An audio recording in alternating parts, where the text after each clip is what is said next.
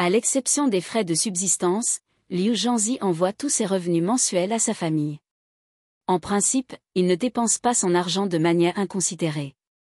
La seule différence est qu'il rend visite à une prostituée 1 ou 2 fois par semaine, payant $120 à chaque fois.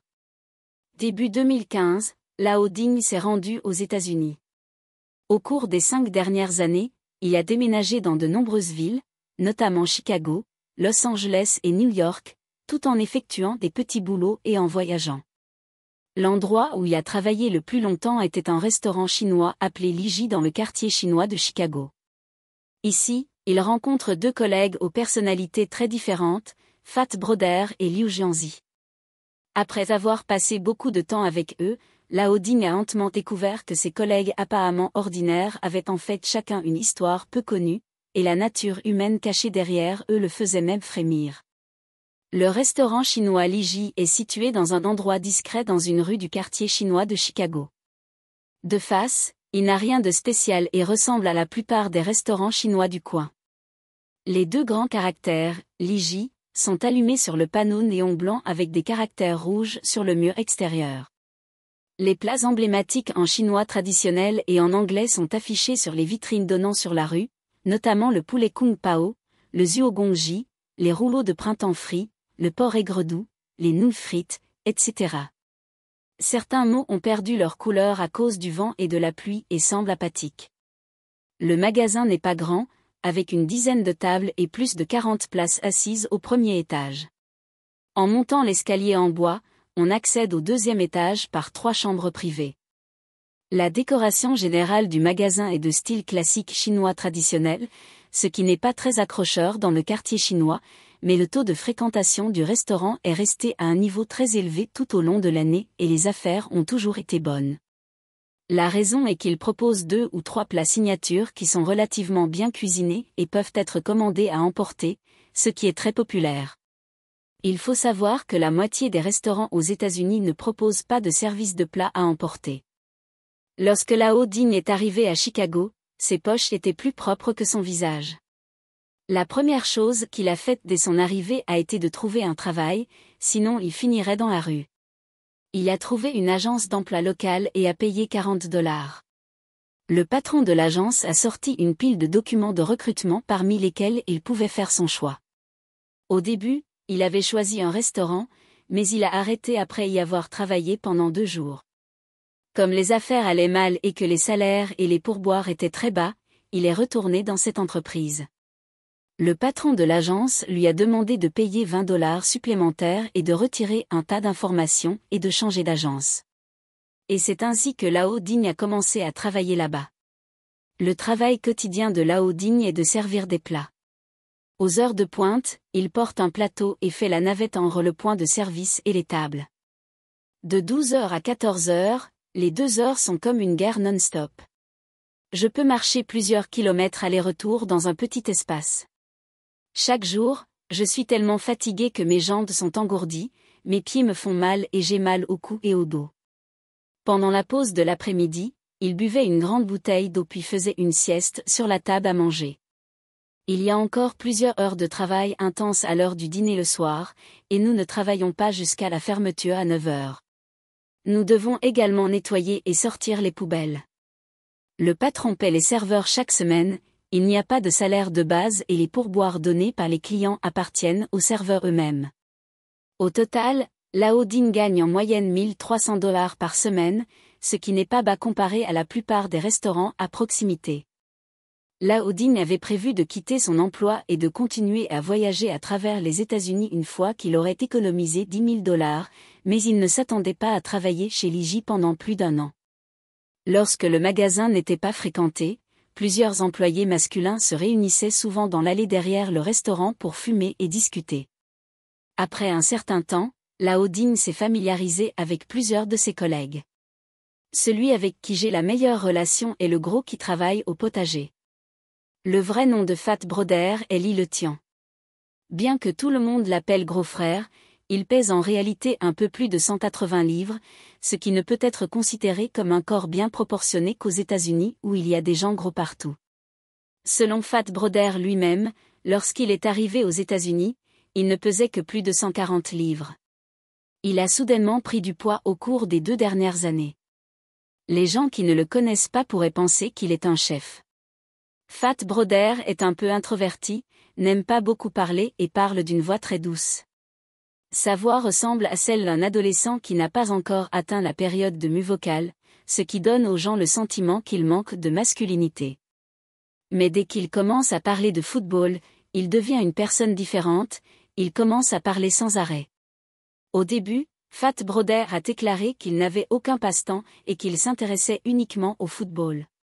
Avant de partir à l'étranger, son temps libre consistait simplement à dormir et à regarder le football.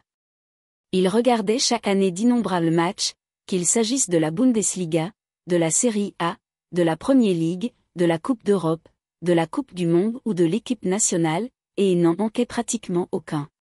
Lao Ding a demandé à Fat Brodeur, « Quelle équipe préfères-tu » Fat Brodeur a répondu sans hésiter, « Milan, AC Milan. Je suis tombé amoureux de Milan depuis l'école primaire. Jusqu'à maintenant, depuis plus de 20 ans, je n'ai jamais eu aucune amitié avec lui, même pour un instant. Tant que c'est Milan, c'est ma conviction de toujours. Même s'il est désormais au plus bas et même s'il est ridiculisé par les autres, la passion est une question de position, qu'elle soit bonne ou mauvaise. » Lao Ding a demandé, « Quel joueur de l'équipe préférez-vous » Mais Fat Brodeur a répondu, « En fait, il n'y en a pas, tous les joueurs jouent très mal, mais cela n'affecte pas du tout mon goût pour cette équipe. » Lao Ding pouvait ressentir la loyauté et la passion de Fat Brodeur pour les choses qu'il aimait, ce qui le rendait un peu envieux. Au début, Lao Ding pensait que cette personne était assez simple et avait une nature enfantine et têtue. Plus tard, il en a progressivement appris davantage sur Fat Brodeur et a complètement changé son opinion initiale. Fat Brodeur est arrivé aux États-Unis en 2007. Il venait d'obtenir son diplôme d'un collège en Chine à l'âge de 22 ans. Lorsque Lao Ding l'a rencontré, il avait déjà 30 ans. Fat Brodeur vient d'une petite ville de 3e rang dans la province du Liaoning. Il n'a pas été un bon élève depuis qu'il était jeune, mais ses parents ont de grandes attentes à son égard. Après avoir été constamment encouragé par mes parents et inscrit dans diverses écoles préparatoires, j'ai réussi à terminer mes études universitaires en me spécialisant en la gestion de l'information informatique. Il a dit qu'il n'était jamais allé dans beaucoup d'endroits depuis qu'il était enfant. L'endroit le plus éloigné où il était allé avant de venir aux États-Unis était Pékin. C'était l'idée de ses parents de venir aux États-Unis, mais Pangeo n'avait pas envie de vivre aux États-Unis. Lorsqu'il est arrivé, il ne parlait pas bien anglais, alors il est allé dans une fausse université dans une petite ville près de Chicago. Après avoir payé ses frais de scolarité, il ne lui restait que quelques centaines de dollars, il a donc dû vivre avec sa tante aux États-Unis. Sa tante n'avait que 6 ans de plus que gros frère. Elle a obtenu une maîtrise à l'université de Pékin et a ensuite étudié pour un doctorat en médecine aux États-Unis. Elle a épousé un Américain. Mon oncle travaille dans le secteur financier. Il est grand et fort, 2 têtes plus grands que ma tante, et a une pilosité épaisse. À chaque fois qu'ils se rencontraient, gros frère ne pouvait s'empêcher de fixer ses poils dorés sur la poitrine pendant quelques secondes de plus, comme s'il rendait visite à un animal rare. Surtout quand mon oncle boit ou parle avec enthousiasme, son visage, de la base de son cou jusqu'au sommet de sa tête, devient rouge. Leur fille de 3 ans est une métisse sino-américaine typique et ressemble à une poupée Barbie. Mais après avoir vécu avec sa tante, gros frère s'est toujours senti comme une personne à charge. Non seulement ses habitudes de vie le faisaient se sentir restreint, mais la famille de sa tante mangeait toujours de la nourriture occidentale, à laquelle il n'était pas habitué. De plus, il n'y vivait pas gratuitement, car il devait payer plusieurs centaines de dollars de loyer chaque mois. Cependant, il n'avait pas beaucoup d'argent et il ne voulait pas demander d'argent à ses parents, alors il a simplement pris la décision d'abandonner l'école.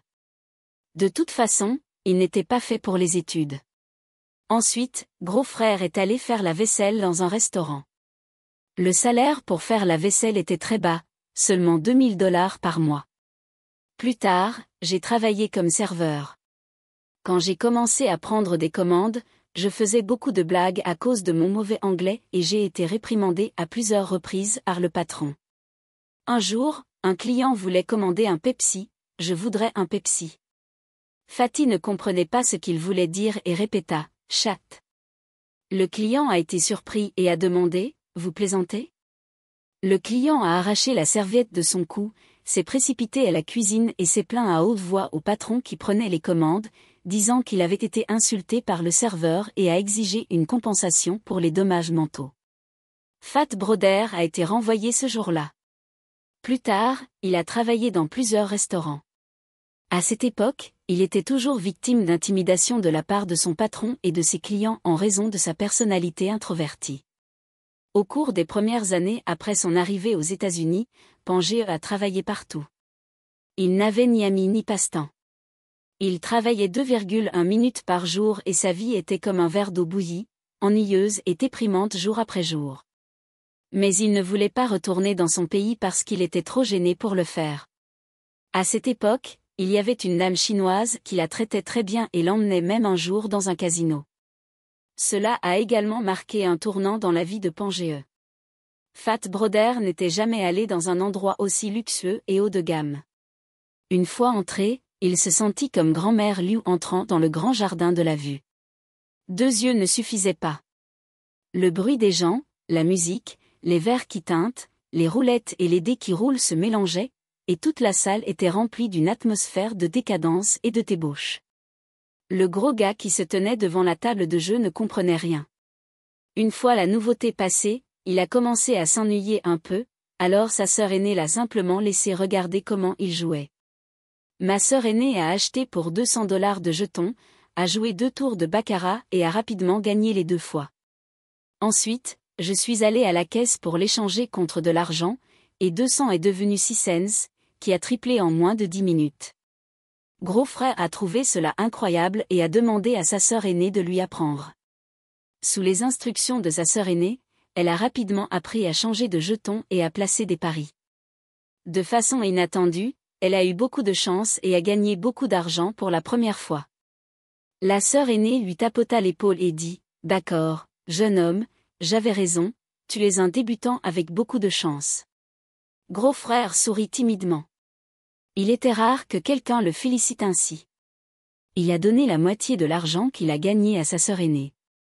Au cours des 2 mois suivants, il est allé jouer à quelques reprises et n'a presque jamais perdu, gagnant plus de $30 000 américains au total.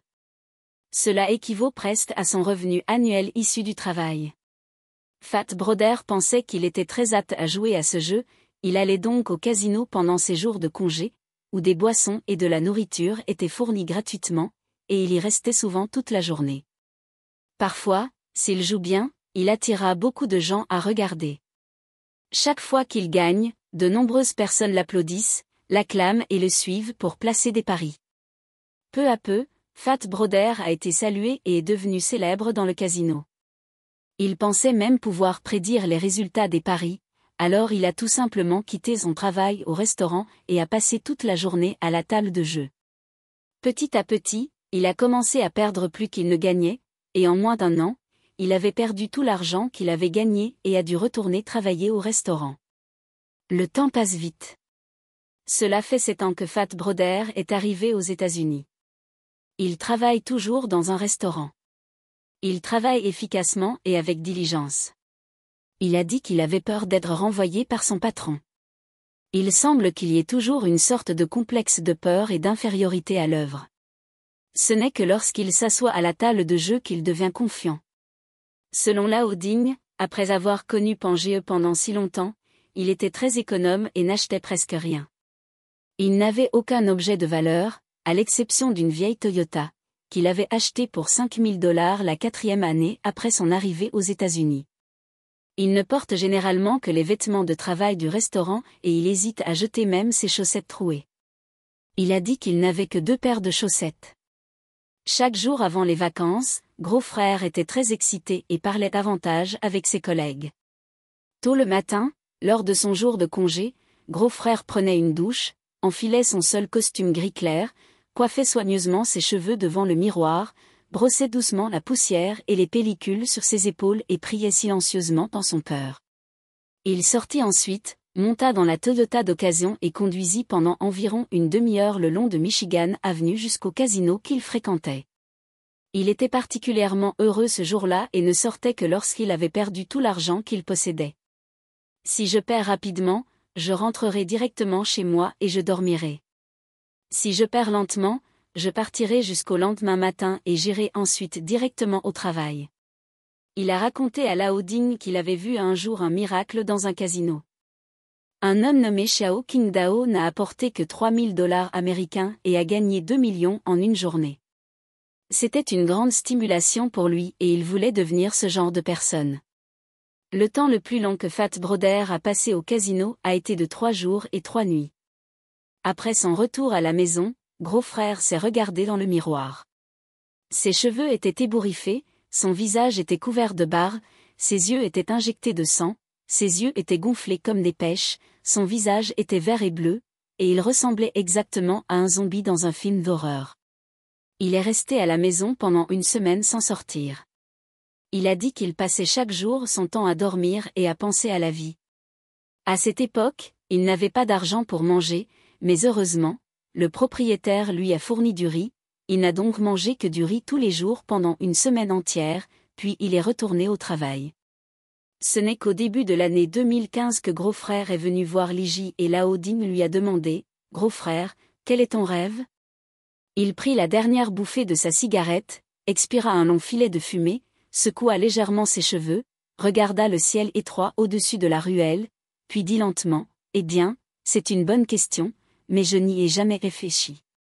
Je dois y réfléchir attentivement avant de vous répondre. » Le lendemain, Fat Broder a appelé Lao Ding dans la ruelle du restaurant et lui a dit sérieusement « J'y ai pensé toute la nuit, et maintenant je peux te dire que mon rêve est d'acheter une maison. » Cette réponse surprit un peu Lao Ding, mais il répondit rapidement « Eh bien, c'est un beau rêve. » Fat Broder a ajouté qu'il serait préférable de ne pas être à plus de 500 mètres du casino, ce qui serait très pratique.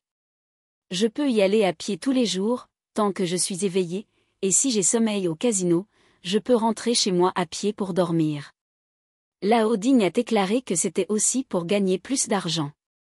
Gros Frère sourit et dit « En fait, gagner ou perdre ne m'intéresse plus. Tant que je peux rester au casino, je m'y sens bien. » Le vieux Ding souriait également. Ces dernières années, et plus particulièrement récemment, chaque fois qu'un ami en Chine demandait aux parents de Pangée des nouvelles de sa situation aux États-Unis, sa mère le contactait et lui demandait « Xiaole, est-ce qu'un tel a demandé de tes nouvelles aujourd'hui ?» Gros Frère dirait haut et fort à sa mère de ne plus parler de lui à personne à l'avenir. Fat Broder a déclaré qu'il ne voulait pas que quiconque soit au courant de sa situation actuelle, que ce soit des amis ou de la famille, et qu'il ne voulait contacter personne. En plus de Fat Broder, Lao Ding a également une bonne relation avec Broder Liu. Bien qu'il ne fume pas, il aime se retrouver avec lui dans la ruelle et discuter. Frère Liu est originaire du Henan, il a une 30aine d'années et a toujours les cheveux coupés au bol. Bien qu'il ne soit pas grand, il paraît mince lorsqu'il est habillé, mais a des muscles lorsqu'il est déshabillé. Son corps musclé est noir brillant comme s'il était huilé, c'est pourquoi tout le monde le surnomme Liu Jianzi. Frère Liu a dit que lorsqu'il était enfant, il est allé au temple Shaolin pour pratiquer le Kung Fu pendant 2 ans. Parce qu'il était relativement fort et capable dans ce qu'il disait et faisait, en plus de servir les plats, il aidait aussi souvent le restaurant à acheter et à déplacer les marchandises, il gagnait donc également un salaire supplémentaire. Lao Ding l'admirait beaucoup au début. Liu Jianzi ne fumait pas, buvait seulement du thé et avait une vie et un emploi du temps régulier. Après avoir quitté le travail, il courait 5 kilomètres. Pendant son temps de repos, il se rendait dans une petite salle de sport à proximité pour pratiquer la boxe et soulever des poids, conservant ainsi son image de dur à cuire. Il aime discuter avec les nouveaux venus et sait que Lao Ding a voyagé seul dans de nombreux pays, et il l'admire beaucoup. Chaque fois qu'il a du temps libre, Liu Jianzi va discuter avec Lao Ding. Il a souvent mentionné que Wang Jianlin, Jack Ma et d'autres aiment parler des grands entrepreneurs et des événements internationaux. Le vieux Ding écoutait également l'histoire de Liu Jianzi par intermittence. En 2006, Liu Jianzi, alors âgé d'une 20aine d'années, devient membre d'équipage et voyage à travers le monde. Il a dit que sa ville natale était à la campagne et qu'elle était très pauvre. Beaucoup de ses compatriotes sont devenus marins, alors il les a suivis. Je pensais qu'être marin était une chose très romantique. Je pourrais voyager à travers le monde et gagner plus d'argent que sur Terre. Cependant, je ne m'attendais pas à ce que la vie en mer soit si dure. Quand j'étais occupé, je ne pouvais dormir que 3 heures par jour et je restais souvent sans dormir pendant 10 heures. En raison d'un manque de sommeil prolongé, les cernes de Liu Zhangzi sont toujours foncées et ses yeux sont gonflés. Il a dit qu'il ne pouvait pas bien dormir dans la cabine parce que tout tremblait devant lui. C'est une situation difficile à laquelle il est difficile pour les personnes habituées à vivre sur Terre de s'adapter. Lorsque les vagues sont grosses, les gens tombent souvent directement du lit sur le sol. Au début, cela se produisait plusieurs fois par jour. Même après le réveil, la tête était encore étourdie, comme si elle était remplie de ciment. C'est pourquoi, durant ces années, dormir profondément sur un lit stable était le plus grand espoir de Liu Zhangzi dans la vie. Liu Zhangzi suivait principalement les bateaux de pêche, qui étaient pleins de dangers. Parfois, lorsque l'on travaille au milieu de la nuit, les gens sont extrêmement fatigués et leur esprit devient confus. S'ils ne font pas attention, le câble leur coupera les doigts. En été, la température sur le pont descend souvent à 40 ou 50 degrés Celsius, et en hiver, la nuit, la température descend à des dizaines de degrés en dessous de zéro. Les membres de l'équipage transpirent abondamment ou gèlent comme des rats noyés. C'est vraiment un monde de glace et de feu. En mer, tout est extrêmement long, de longues journées, de longues nuits, la télévision et le téléphone portable n'ont souvent pas de signal, et le seul signal est le son de la station de radio haute fréquence pour l'accompagner dans la nuit solitaire.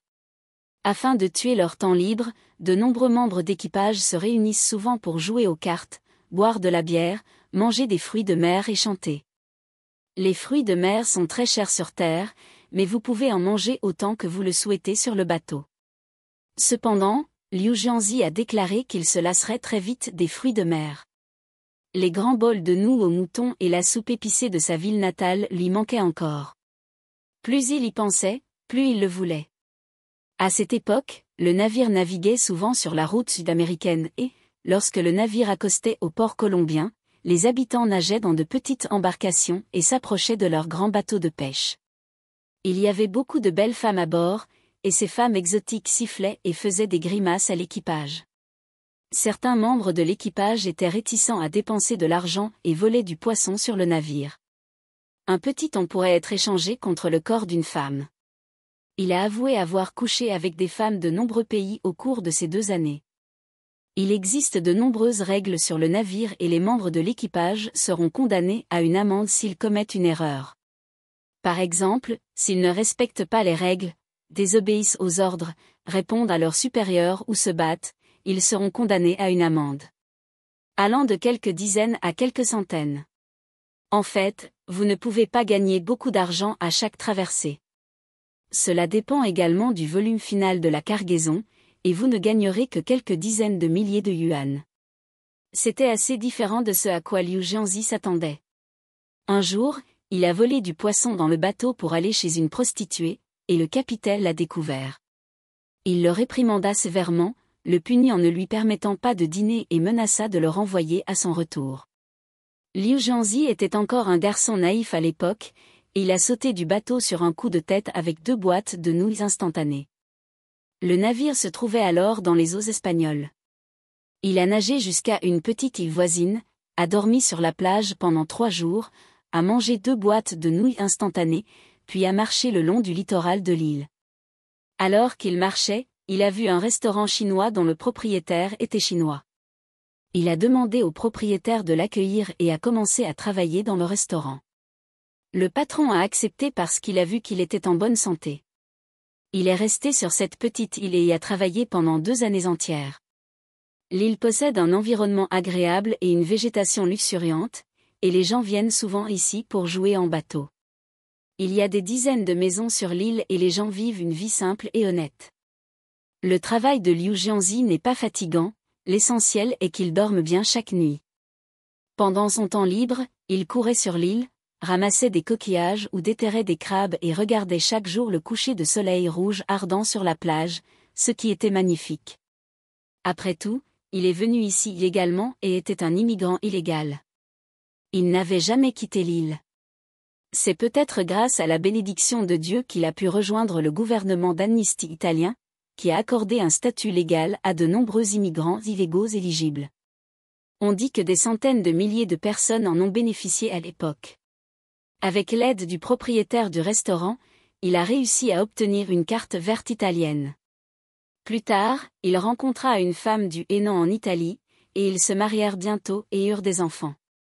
En mai 2012, sa femme a soudainement déclaré qu'elle souhaitait retourner en Chine. Liu Jianzi a pensé que c'était une bonne idée, alors ils sont retournés tous les deux dans leur ville natale dans la province du Hénan. Ils ont utilisé l'argent qu'ils avaient économisé en travaillant à l'étranger pour payer la compte et ont acheté plusieurs magasins. Afin de rembourser le prêt le plus rapidement possible, Liu Jianzi voulait gagner plus d'argent, il est donc parti aux États-Unis à la fin de l'année, tandis que sa femme est restée dans sa ville natale pour s'occuper des enfants. Après son arrivée aux États-Unis, Liu Jianzi a occupé de nombreux emplois, notamment portier, livreur de journaux, plongeur, bricoleur dans un club de minuit et trieur. Après plusieurs déménagements, il arrive enfin au restaurant Lies, où il travaille depuis près d'1 an. À l'exception des frais de subsistance, Liu Jianzi envoie tous ses revenus mensuels chez lui. En général, il ne dépense pas son argent de manière inconsidérée, sauf pour une chose, il rend visite à une prostituée 1 ou 2 fois par semaine, payant $120 à chaque fois. Il en a seulement parlé à Lao Ding. Il a dit qu'il avait l'impression que c'était un gaspillage d'argent, mais qu'il ne pouvait pas se contrôler. Lao Ding sourit et dit simplement qu'il comprenait. Plus tard, Liu Jianzi a quitté Liji à cause d'une bagarre. En août, un nouveau serveur est arrivé au magasin. Ses bras et ses jambes étaient aussi fins que des baguettes, ses cheveux étaient teints en jaune vif et il avait des piercings aux sourcils, des anneaux au nez et des tatouages, tout comme un gangster. Le patron et moi venons de la même ville natale que Fujian. Logiquement, nous sommes tous ici pour travailler, donc les nouveaux arrivants devraient être plus humbles et poser plus de questions aux anciens employés. Mais le petit singe maigre profitait de ses supérieurs et croisait souvent les jambes, secouait les pieds et donnait des ordres aux autres employés. Il ordonnait toujours à Lao Ding et à une autre fille blanche, Lina, de faire ceci et cela, puis s'attribuait tout le mérite. C'est le genre de personne que Liu Jianzi ne supporte pas le plus. Un jour, le petit singe maigre ordonna à Lao Ding de sortir à nouveau les poubelles.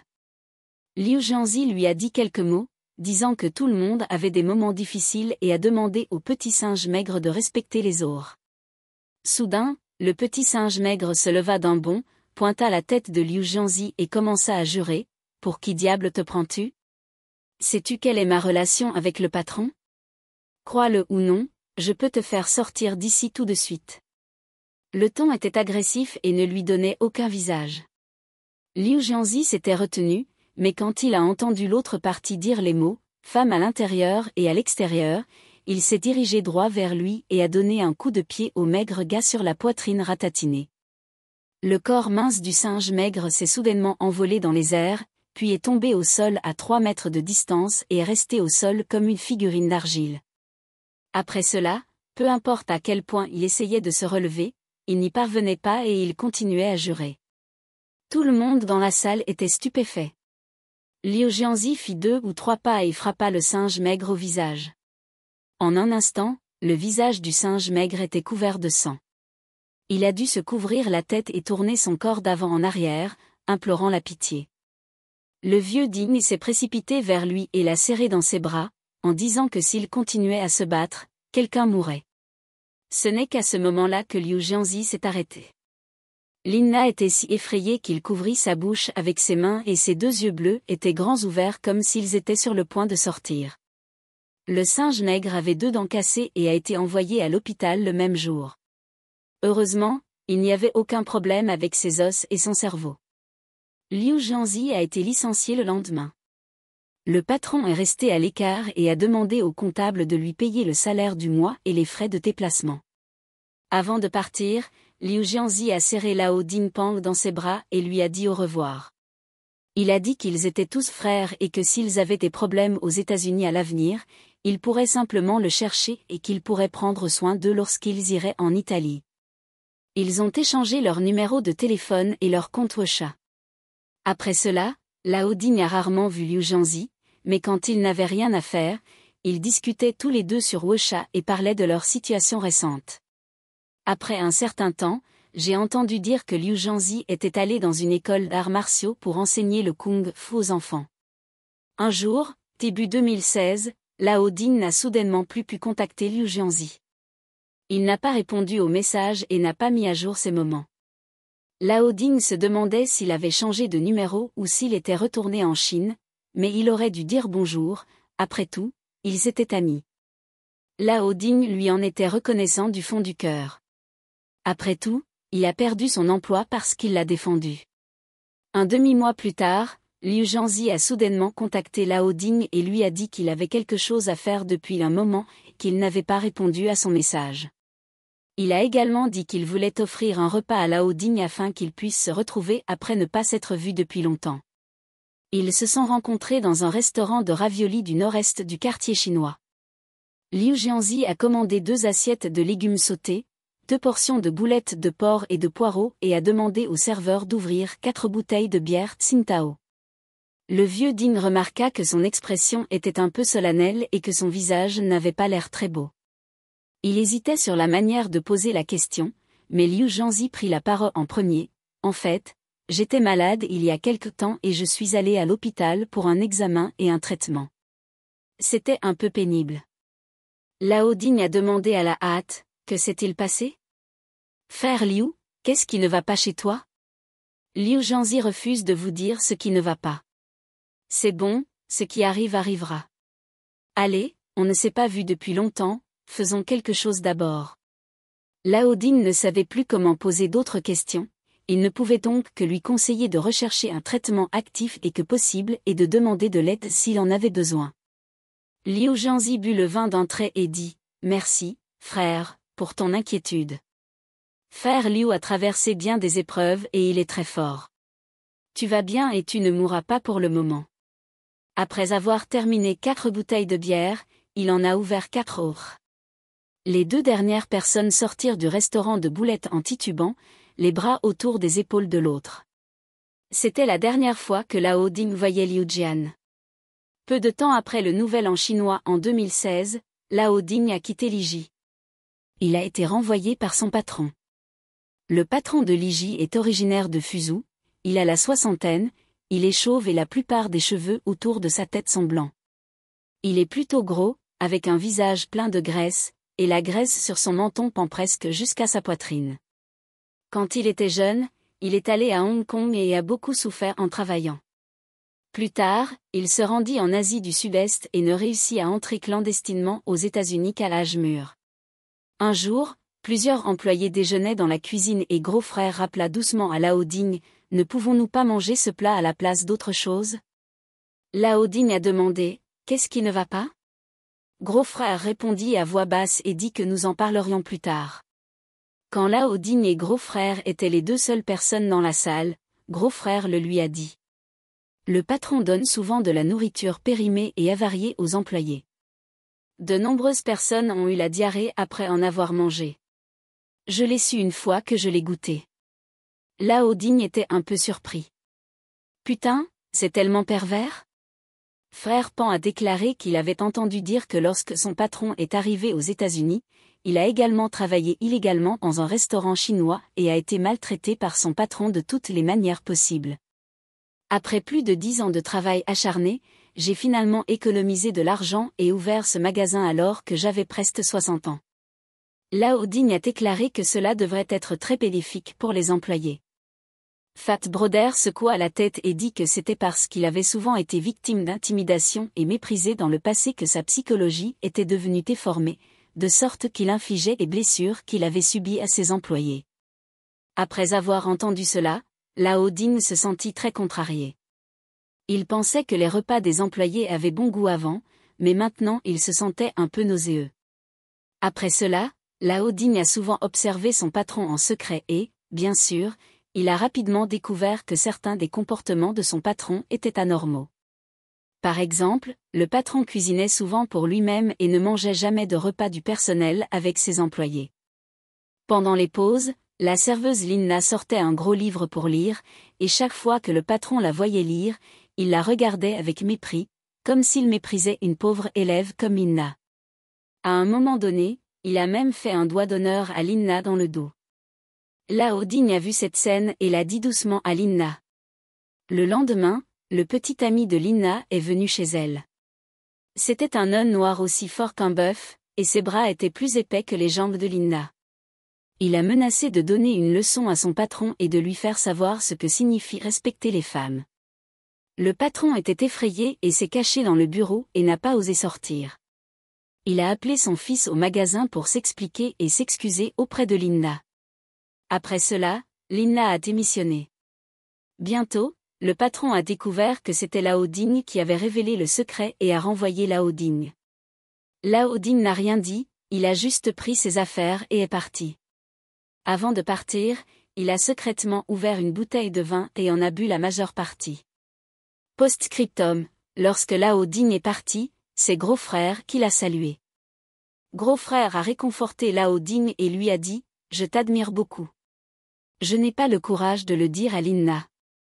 Au fait, le patron m'a réservé un traitement spécial aujourd'hui et j'en ai parlé à Linna. Il a dit plutôt bien. » Lao Ding sourit également et tous deux se dirent au revoir après une simple étreinte. Peu de temps après, Lao Ding se rendit à Los Angeles. Fat Broder a déclaré qu'il avait hésité à partir parce que le restaurant était proche du casino. Il conduisait toujours sa vieille Toyota pour aller au casino tous les jours de congé et a tout perdu. Ce genre de vie continuait jour après jour, et Lao Ding et Liu Zhangzi n'avaient pas été en contact depuis de nombreuses années. À l'été 2019, Lao Ding a reçu un appel d'un ancien collègue, et le destinataire lui a annoncé que Liu Zhangzi était décédé. Lao Ding pensait avoir mal entendu pendant un certain temps et l'a confirmé à plusieurs reprises. La police américaine a contacté ce collègue via le carnet d'adresse du téléphone portable de Liu Zhangzi et lui a dit que son corps avait été retrouvé près d'un lac à Las Vegas et qu'il était déjà en décomposition. Aucune note de suicide n'a été retrouvée sur les lieux. Eh bien, c'est la fin de l'histoire d'aujourd'hui, merci de votre écoute. Si vous avez quelque chose à nous dire, veuillez laisser un commentaire sous la vidéo.